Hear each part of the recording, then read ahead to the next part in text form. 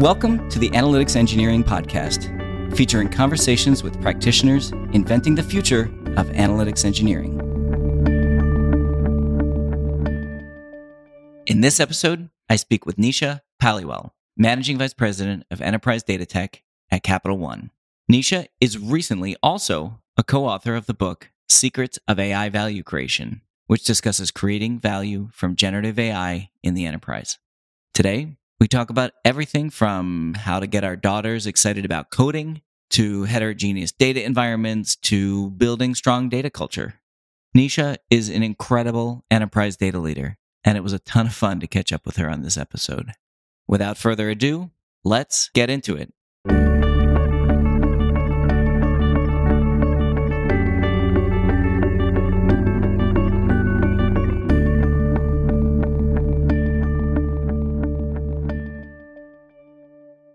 Nisha Paliwal, welcome to the Analytics Engineering Podcast. Thank you, Tristan. Pleasure mine.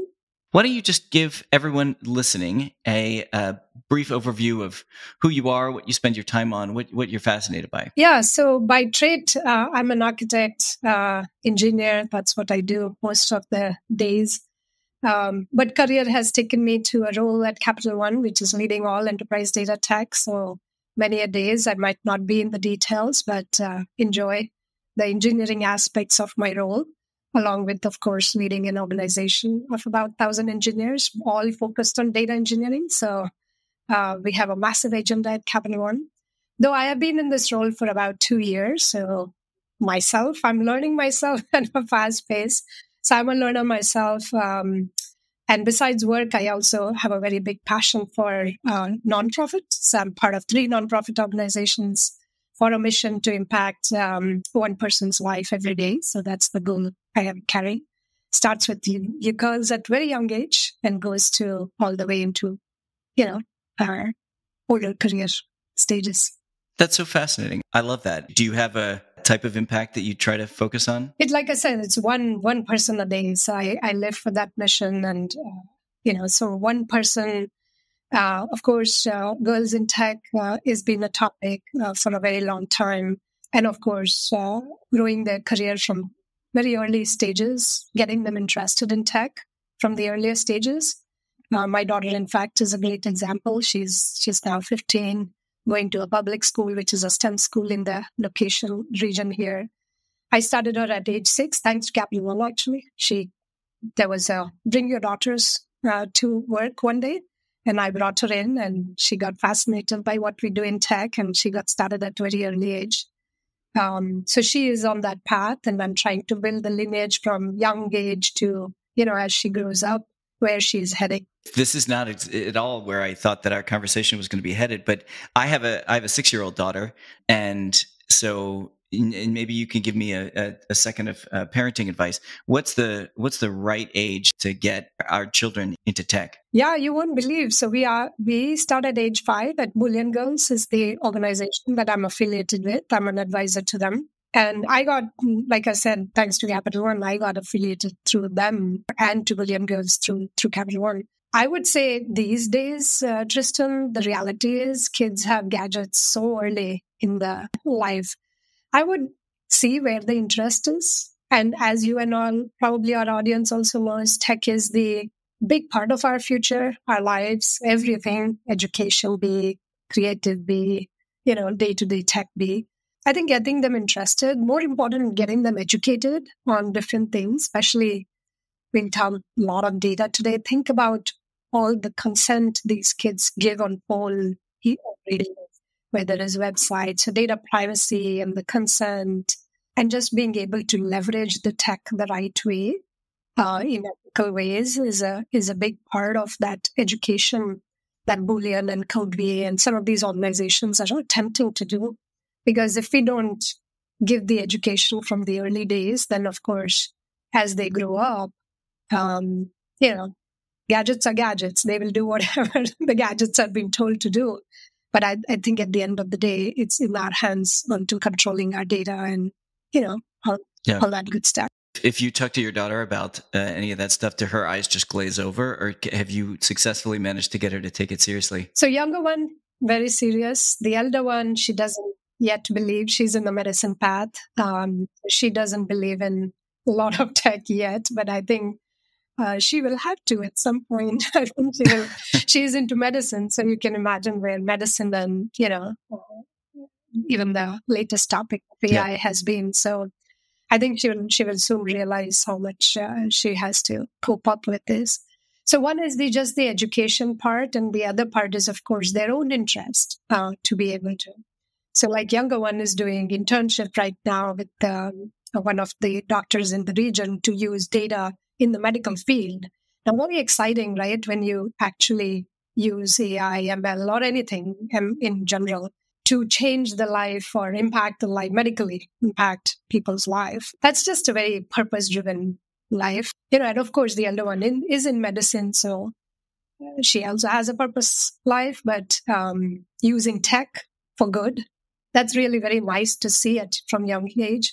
So as parents, that's all we can do is give them opportunities, give them the education, and then they choose the life that they desire for themselves, right, at the end of the day.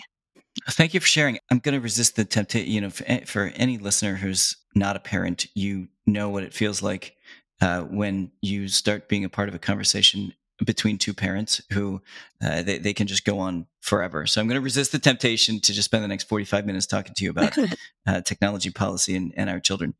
Capital One, I'm talking to you right now. I think you're in McLean at Capital One HQ. Capital One's an interesting organization. Most of us have some brand name recognition. Either you've seen a location or you've gotten physical mail with the logo on it. I think that it is reasonably uncommon for folks to know the background, like the founding story of the company. My understanding is that maybe this is too strong, but I feel like Capital One almost invented the modern credit card industry. The data-driven practices of segmenting customers based on traits and then giving them specific credit card offers based on those traits. This is all stuff that Capital One pioneered, and it's all driven from data. Is that all fair to say? Yeah. So if you haven't come across, Tristan, and even for your listeners, there is a very old paper you can Google, which is actually called IBS, Information-Based Strategy, on which Capital One was formed. It's a public paper. You can download it and read it. It has a lot of history of Capital One. So just in the name, you can imagine our founder, who's now our CEO, Rich Fairbank, started the company 30 years ago on this IBS strategy. Information equals data, right? So data is everything to this company, has been everything to this company for many, many years. We can probably put that in the show notes if you care for our listeners and your viewers today. But you are so right. Is everything we do in this company, there is a prefix and suffix of data in this company. So of course, where the world is now swirling on many things, AI, which we will, I'm sure, touch, but it starts with data. It starts with a lot of these practices which are engraved in the company. And I'm just very proud to be working for a company which cares for the asset which matters the most. It's fairly common for, a digital native company founded from, let's say, 2008 or 2010 onwards to think of itself as a data company. But it's maybe a little bit more unusual for a company, 1994? Yeah. To think of itself in that way. What does that bring along with it? What is unique or different about a financial institution that thinks of itself in this way versus maybe a more traditional financial institution? Yeah, so think of all the aspects of roles that we have to perform, whether it's risk or legal or HR or cyber or even our tech roles for that matter, right?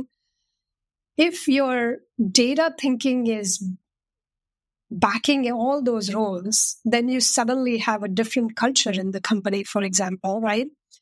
A lot of things you hear at Capital One, which I have, of course, learned on job for 9 years at Capital One, is empirical evidence. And where does empirical evidence comes from? Data, of course, right? So whether it's our job as technologists, or I've seen HR's job in people, issues or legal, or what you would see common from top down the EC members down to the company is, what is that empirical evidence? What is the data telling us? So we are guided by data in every strategy conversation, which is very different than many companies. And then other point I'll make is risk management, right? At this company, risk management is all like 50,000 people in the company. All our jobs is risk management. And how does one do good risk management? And there are a lot of people, as you can imagine, who go from Capital One out and, come back. I'm a boomerang, for example, right? And when we see outside, we are kind of startled on how these companies do the risk management. So we deal with people's money, of course. We have to have risk management angle. And think of it, Tristan, where does good risk management come from? Knowing your data.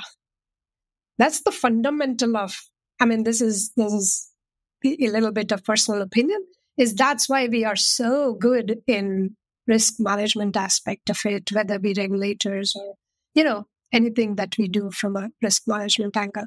So some of those is engraved in the culture. That's how we train everybody. That's how everybody's coached. That's like a common, vocabulary, taxonomy in our day-to-day working, right? So that becomes a very unique proposition for everybody who's working here. How does that impact the type of humans that you bring onto the team?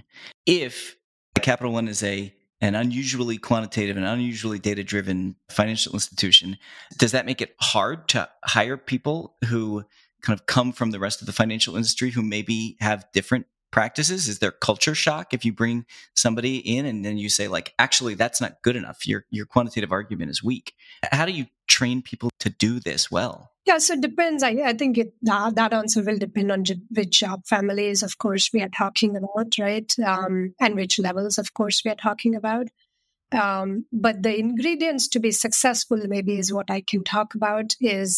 One is learning. Your appetite of learning has to be, insurmountable, I think.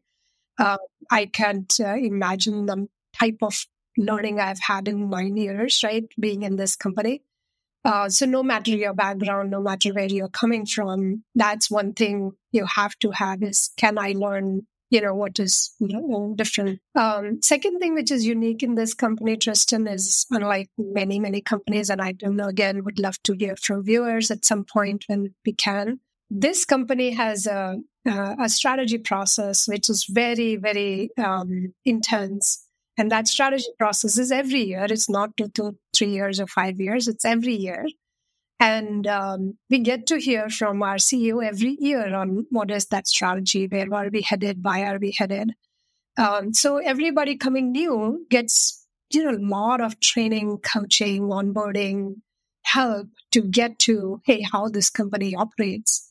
And senior you are, you also get a lot of help from exec coaches around who've been in the company for 20, 25 years to get assimilated to the company, to the culture. I'll tell you, I haven't seen this type. And by the way, I hear that from newcomers as well. This type of onboarding is so unique and so telling because, when we hire people, we always want to make sure everybody is successful, right? So we put a lot of rigor around making sure even the college hires that we hire, we call them TDPs, Technology Development Program, that's a rotation program, or interns who are still in the company. I have 30 or 35 interns, summer interns for 10 weeks. We make sure we surround them with the ecosystem that is needed to thrive in place like that, right? And so one of the common things you will hear, which is very close to my heart, is people are so approachable here. You can reach out to any level and you will 100% get a response back. So that's because everybody wants you to be successful. Everybody wants you to get trained. We have a lot of training curriculum. Again, depends on which job family you're coming into. A lot of curriculum. We have an internal tech college, right? For that matter. And there's no dearth of materials on how much you can read and get up to speed, of course, if you're coming into those type of job families. For product job families, we have started a very similar effort to just, provide that training and curriculum so that, you can get assimilated, get successful here. This is a fascinating conversation. I don't know how much time, hopefully not too much time, you spend reading the thoughts of people in the like data tech space and Substacks and all of this stuff. But it's sometimes there's a topic discussed of data culture. And I generally find the discussions on that topic that I witness in public spaces to be like not that interesting, honestly. It feels very fluffy and it feels like not action oriented. Like, I don't know what to do with that. But the things that you were just saying, it feels like you can't just want a quote unquote data culture. You actually have to have this like big cultural tapestry, and data can be a part of that. But like my supposition based on what you were just saying is like maybe you can't have a data culture without also having a transparent culture or a collaborative culture or whatever. Like you need to want data to be a part of your organization's culture, but it cannot succeed by itself. Do you think that's fair? Yeah, so there are some things, Tristan, as you know very well, and I'm sure many of our listeners know this. There are some things which are not, I will call it, I say this to my team often, data doesn't know our boundaries. Data doesn't know, which role you are in. Data is like, our CEO calls it air we breathe. Some call it oil, some call it whatever. Data is everything to a company. And when something that important is everything to the company, we are talking of culture, we are talking of, literacy parts and other parts. You have to make sure anybody walking in the door, regardless of job family, regardless of the level they are coming in, that they see the importance of what we are talking, right? And I feel data is one of those things which any company you talk to cannot, whether it's a very small shop doing, and you have your own shop, Tristan, I'm sure you will agree with me. Data is how you make decisions, how you close books, how you do anything, right? So now you back up to that question that you asked, like any person I'm hiring, they don't have to be a data engineer experts. Do I need to be expert in knowing how to move the data quality, all that? But at the end of the day, you as a CEO and all our listeners with whatever roles you have, don't we all want to have trust in the data that is in our hands? And it's so, to your point, it's so non-actionable thing, trust. But yet, we all expect it to be right at the end of the day. And I think that's the reason why this is feels so nebulous and not actionable, is because it is everywhere. We don't know who's accountable for this half of the time. Yes, yeah. Right? So we can't. If it sucks, who do I fire? And so from the time you bring in the data in the company or any person in the company, you have to. And you brought up a very good point about collaboration. And back to my point about how we make any decisions in this company, empirical facts. Data doesn't lie. But for data not to be lie, it has to be correct. So I can trust in that data. And this is where the collaboration point comes in, because no particular job family will ensure that it is right. But collective of us, we can make sure it is right all the time, right? Different parts of the company coming together, whether it's product design, tech, BAs, DAs, all coming together to make sure, hey, what we are producing is trustworthy at the end of the day. Did I hear you correctly earlier? You said 50,000 employees? That's roughly the size. We'll have to Google what is the current. Something like that, yeah. So I think you and I met for the first time a few months ago at a dinner at Snowflake Summit. And it was a lot of fun. And data teams are my people. I love data people. But your team was an unusually fun group of people. It seemed like they were having a good time together. The thing that I took away from that dinner the most was your approach to data at Capital One seems to be really embracing of heterogeneity. There's not one way we do data. There's not one tool. There's not, which I think is probably just a fact of life if you have an organization that cares about data as much as yours does, but is also as big as yours is. What do you do to make that work? Like, you can't just pound your fist on the table and say, we will now all do this. Yeah. No, that's why I was sharing with you. What is unique about this company is that the strategy part that I mentioned, right? When we do strategy, we do a lot of cross-organizational collaboration to come up with what is the right strategy for the company. So for be it data, be it other topics, data particularly, we have had two big agendas for the longest time. One is standardization and second is automation. So when you think of those two words, those are very vast words depending on, and again, you are the expert in this topic of how you standardize data, and your entire tool knows the whole, complexity of doing what we are talking here. However, when you pour in decades of work into standardizing and automating, that's when you reap the value on the other side of trusted data, right? So like I was telling you, 30 years ago, this company was formed on IBS. The data journey and the transformation journey is almost a decade plus old at this point. So it's not like one fine day we woke up and we said, oh, we want to do this, right? It's a very thoughtful process of every year strategy, which culminates from many, many people across the organization to say, we shall, it's not thy shall, but we shall go in this direction for sake of automation and standardization, because we know the value it brings on the other side of the equation to all of us, right? All of us as one company, all of us as one division, whatever the segments you are might be. So it's a decade-old thing. We do have, to your point, tooling, I'm part of Central Team, for example, and some of folks you met on Snowflake conference also.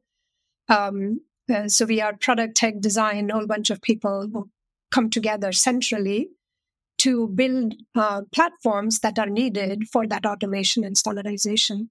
But we centralize only as much as needed. And then we also have line of businesses who, of course, have a very heavy contribution. So we have a very robust inner sourcing model in the company. So it's not like, to your point, I'll keep saying it's not thy shall, it's like we shall, because we believe in that agenda. And so like I have a tool, I lovingly call it CodeDev. Actually, one of my senior director named it, so thanks to him. And we have across NOB engineers contributing in that central agenda. Because while my team is building those platforms, it's all of the line of businesses who are using that platform. So it's theirs, call it their baby as well, right? It's not just some central team decided to build it and throw it over the fence to the other side. It's like we build it together and then we land up, of course, using their goodness. We could spend a lot more time talking about data at Cap One. I want to move towards AI, though, because there's so much to get into there. You recently wrote or co-wrote a book called Secrets of AI Value Creation. Can you tell us a little bit about that book and what you cover in it? Yeah, so frankly, it was my own learning agenda. I'm a voracious reader, learner, call it whatever. And about 2.5 years ago, this AI topic, very new to me, so not known to me. Of course, I know data since I've started engineering way back when, but AI was like totally new. I came across these two brilliant guys through a common connection, William, who's a CIO at Premium Tech Canada, and Michael, who's the chief scientist at University of Maryland. And they were sharing all the papers that they had written. Of course, by that time, I've read a lot of Jeff Hawkins and, all the famous people who talk about AI and applying Yuval Harari, name it, Fei Li, right? Like I'd read a lot of that. But when they approached me that, hey, they want to share this learning, that's when my call antennas went up. Another thing I care about is sharing and collaborating. As I was talking about the code dev as well, you can see that in every part of my job. I read what they had written. They're actually 250 pages they had written, right? And I asked them that, hey, how do we make this practical? Because it's one thing to say all that from an academic's perspective. They are both have been in academics, PhD, very brilliant guys. Then it was like, how do we make this practical? That's when we actually, for the first time, decided we are going to actually inner source the book. How do we get contributors? So it's a less of I co-authored it. I also brought in I think there are 14 chapters. Every chapter has a contributor. industry experts from all over the place. I think we reached out to 30 and 14 accepted, something like that happened. But anyway, it worked out because there were 14 chapters and 14 ended. And the beautiful part of the book is it has the framework, of course, now through how we can think of AI. Common question that I hear from many CEOs when I go to any conferences is, okay, where do I start? So book does a great job on giving that framework, right? I would say it's more for business CEOs who want to start somewhere. It's not a heavy tech read. It doesn't go into a lot of tech, actually, but it goes into this framework, which gives them all the components that we need to think about. And frankly, Tristan, you take any technology, you replace that framework should work. Because, tech, this is always a problem that we have heard in tech from business leaders. Where do I start? How do I see the ROI? And do I know it is the right direction, right? So when the 14 people, so 17 of us came together, I was just excited, one, to learn, second, to collaborate with so many brilliant people. So my learning was like at 500%. And I'm very thankful for that network that we have created, which I think is now getting to next steps. So there's a website, and Michael and some of the folks are already working on it.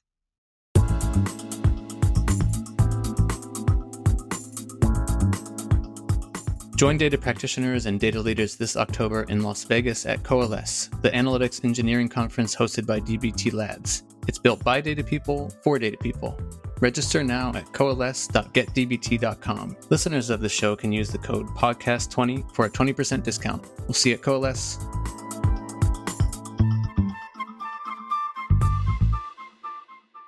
Let's imagine that you're at some conference and CEO of a large organization approaches you and they ask you the question, I haven't yet tried to figure out my AI strategy. I'm worried that this is all a bunch of hype. Do you think that I should roll up my sleeves and dig in? Or do I need to let this thing cook for another couple of years before it's really worth my organization's time? What do you say? Yeah, first, I will definitely say pick the book and read it. It'll actually give you a lot of great examples from all over. There's no Capital One in the book, by the way, but there is all of the goodness of the examples of people who have done it for a decade plus, right? So one, I would suggest, in fact, I was just meeting with Sally May, CEO. I said the same thing, please get the book. And second, I would say is start with this framework of, so I have this four-step framework in the book somewhere: vision, strategy, architecture, and execution. I think on the tech topics, at least for the time I've been in tech, we started execution very quickly. What we don't do is we don't set where is so CEO, the first question I would ask is, where are you taking your company? And does any tech for that matters for that company that you are taking? And then get into these steps of strategy and architecture, right? Because there will be questions about, to your point, where do I start, right? Strategy kind of guides you in that direction of where do I start? Do I start small? Do I let it bake?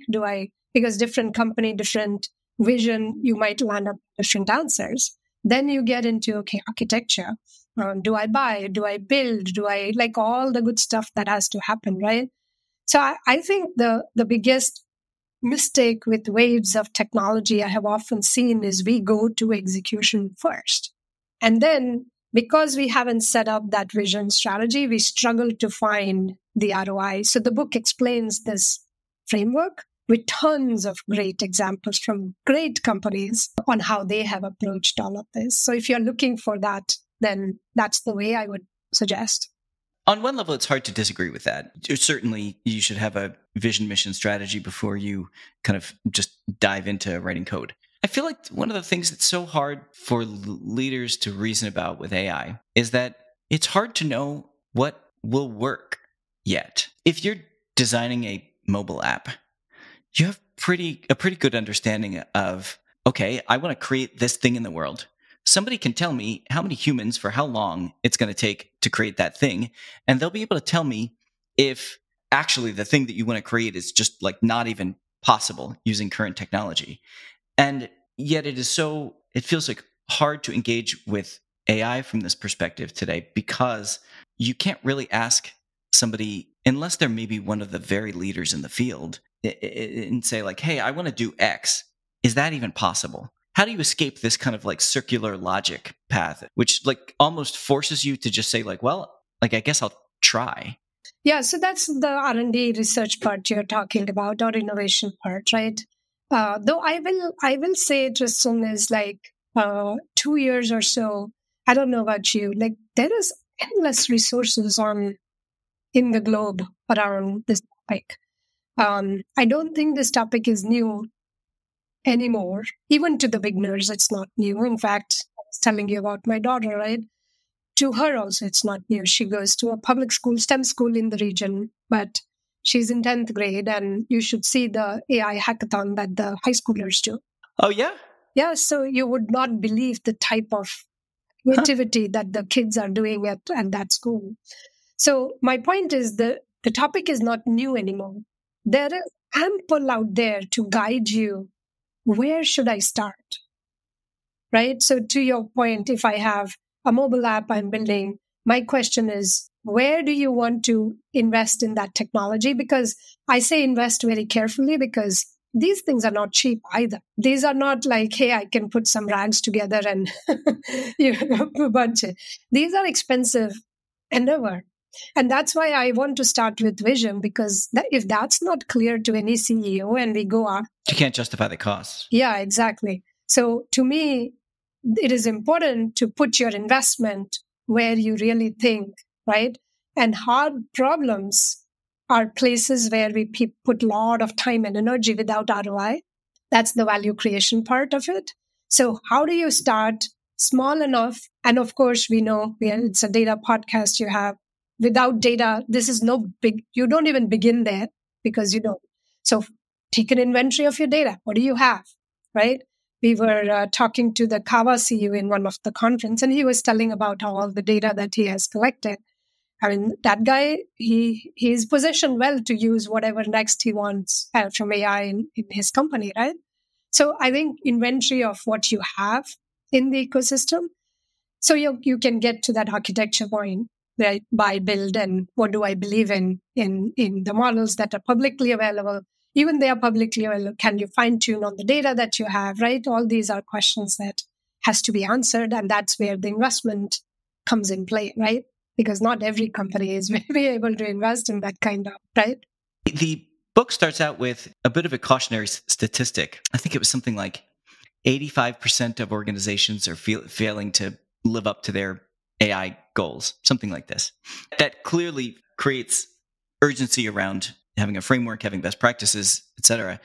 But I'm just curious, like, what does a failed AI project look like? Like, what, when you talk to somebody and they're like, we tried a bunch of things and it didn't really go anywhere, what are the failure modes that you're seeing most often? Yeah, so this research probably is old now, so we'll have to get it refreshed at some point, right? So I think what we were hearing at that time in our rounds is lack of clarity on the areas where they want to use AI. And then when the early adopters jump into the pool, I would say, of hackathon that was going on globally, early failures, then the trust lost in the stakeholders that, hey, is it, right? We talked to a lot of CFOs who were like struggling that, hey, is this the investment I want to put in for the company on? Because I know, you have only so much cash resources to put out to many of these things, right? We saw data quality issues prevalent in even the use cases that we came across. In fact, not even in the United States, we saw that outside the country. A lot of that was happening. Medical field, we heard and saw a lot of like, is it really true? Can we actually use it? So once you get outside in different sectors, the problems are very widespread of, can I get the data? Do I trust the data? How do I get? There's a UK cardiologist that we came across who has compiled a whole bunch of stethoscope data to really get the prediction of the heart disease through AI in mainstream, actually. So he got approvals after 3 years. That's mainstream for him. that's a success story, but learning from those success stories is what did you do to make sure, it is accurate, it's traceable, it's explainable, all the stuff that we talk about. And the ones who were failing are those who jumped in fast without having some of these basic and bigger your organization, of course. And then some good examples who have done it differently also came about. But I think the industry to industry, Tristan, I don't think the problems are very unique. I would say, depending on medical industry, totally different, versus small shop wanting to use for data observability, like for example, right? Why not, right? That's an area you are well familiar with. If we go back to our mobile app example before, you had Internet 1.0, and then you had mobile, and it felt like a pretty obvious use case for Internet 1.0 for financial institutions to put banking portals online. And I remember, gosh, I was a Citizens Bank customer at age 22, and I seriously selected them as a bank because they had an online portal in 2002. And that was exciting, but that became like an obvious thing. Everybody's got to have that. And then mobile comes along and everyone's like, well, it seems pretty obvious that I need to make an app that replicates the functionality of the website, but it's got a better user experience. I can go use it on the go, etc.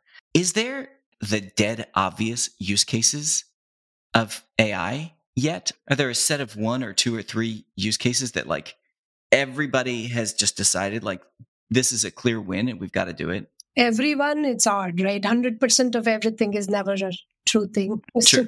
But I would say what I have read is everybody is doing some sort of customer interaction. You and I have it all over our phones, and there are companies who are investing in a lot of that customer interaction.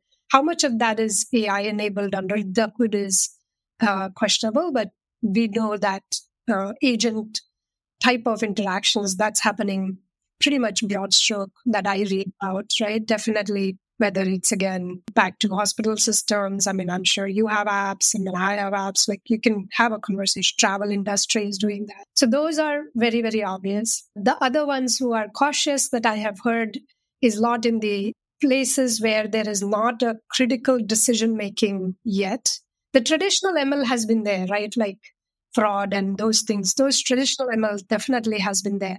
I think for AI to get mainstream, we still have to get very comfortable with the usage of and the end result of it, because that loop has to close for all of us that, hey, and then a lot of people, as you know, are putting, even in the ones that they are using, I know of, are putting humans in the loop to validate, right? Because we need that validation of a sort. But I think the most common I have seen in the education sector, by the way, where Michael is, he's seeing starting, because it's a global campus. So he's starting to see like, hey, we used to handcraft these emails, for example, for a lot of our global audience.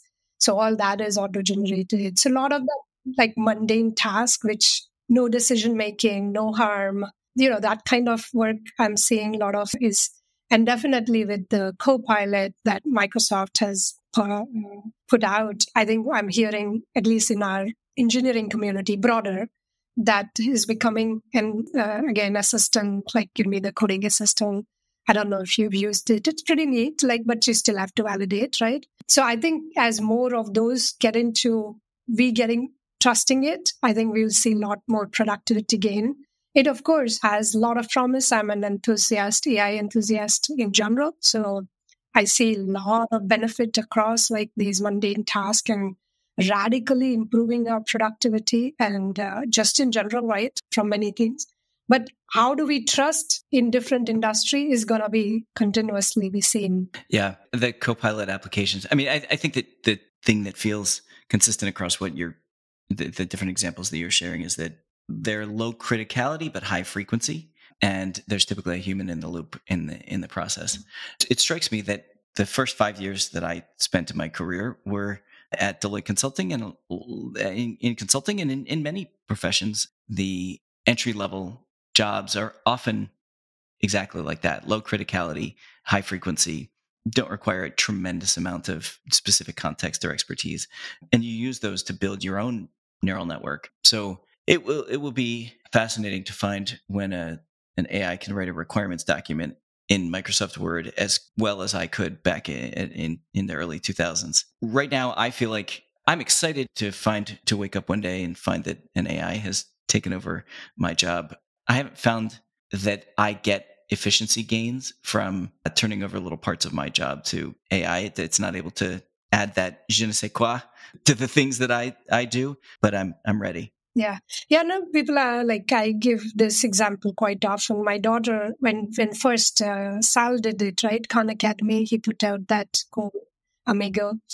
I had my daughter try that, right? And I said, hey, try it for math and see what you get, right? It's intriguing to not have a human tutor on the other side and but what was interesting is she, just like me, is an optimist. So she liked the parts of things that was giving her the challenge, constant challenge. Was a human tutor would probably do only to the level knowledge they have. This one was like endless. It didn't end, right? It was endless Q&A, which was like vast amount of data probably he trained on. And Sal, of course, has all that, for years of data that he has collected. So that context, again, back to he has that, so he could create something like that. She did love that part because it was endless. And she was like, okay, when is it going to end? I said, probably never. You can never win. You can never win. But the side which she did not enjoy is that human, again, we are still used to that. Hey, there is a tutor on the other side. You're building a relationship with somebody. He or she cares about my school. He or she cares about what is it that I'm not telling. Like, so most of our tutors are very friendly. Like, these are teenage girls, right? You have to handle. So I think you're right that there will be those parts. But I think as more and more we see and trust, they will. That's the reason somebody was saying in your podcast or some other podcast, I forget, but that's why they are called co-pilot. So airline industry, for example, right, have had this from the time airline industry started. That's why there is that word co in it, co-pilot. And that's why it's not, completely like given off. And I think there's a reality to that equation. But we still have ways to go. But I'm 100% sure we will see the benefits. Nisha, I'm going to ask you the question that we used to wrap our podcast. What in the next 5 years are you most hopeful for in the data and AI industry? Yeah, that's a fascinating question. So I have had some of this for a little bit, and I will say this to all the listeners. Maybe somebody will create this and then share with me. So one I have had in my mind is, why can't data cure itself?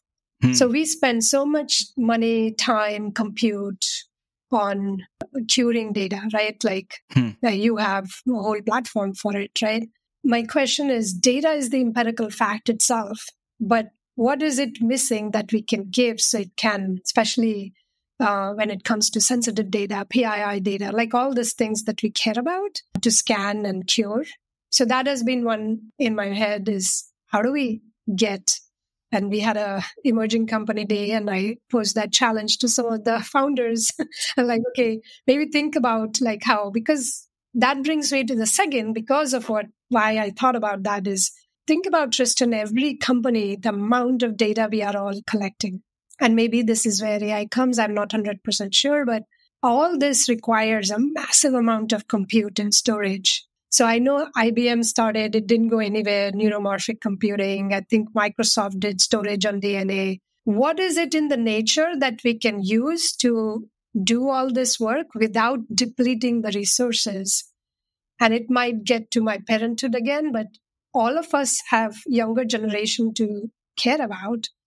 So what will we leave behind if we deplete all these resources? So I challenge all of us from humanity perspective, because we are all humans and we are very, very creative people in general, is what can we think in this era of compute storage that doesn't require that many resources for the jobs at hand?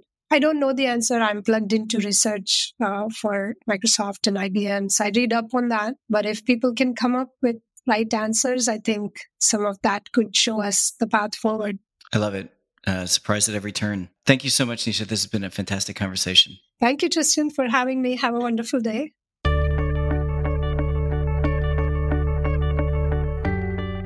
The Analytics Engineering Podcast is sponsored by DBT Labs. I'm your host, Tristan Handy. Email us at podcast@dbtlabs.com with comments and guest suggestions. Our producers are Jeff Fox and Dan Poppy. If you enjoyed the show, drop us a review or share with a friend. Thanks for listening.